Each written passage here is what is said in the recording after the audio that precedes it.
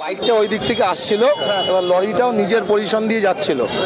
তো এইদিকে মানে আই উইটনেস যারা আছে তাদের দেখে বললো যে কুকুর ধাওয়া দিয়েছে, সেই কারণে ও ডিস ব্রেক মারায় ডিসব্যালেন্স হয়ে পড়ে যায়, স্কিড করে, তখনই লরির নিচে চলে যায়। বাইকে ছিলেন, ওই তো বাইক ওখানে রাখা রয়েছে, সে মনে হয় কাজ থেকে ফিরছিল। আজকে কাঁসাপাড়ায় জনসংখ্যা বৃদ্ধি পেয়েছে, প্লাস গাড়ি ঘোড়া সবই বৃদ্ধি পেয়েছে।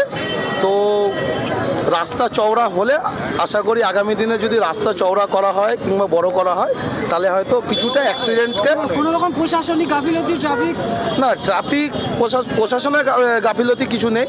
প্রশাসনকে আমরাই ফোন করেছিলাম, তো 1 মিনিটের মধ্যে তারা রেসপন্স দিয়েছেন, সঙ্গে সঙ্গে পুলিশ চলে আসছে বিশপুর থেকে।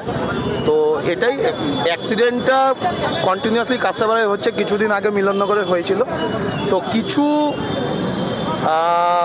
রাস্তা চওড়া করতে হবে, এইটা রাস্তা করতে হবে, ওয়ান ওয়ে রাস্তা করলে আশা করি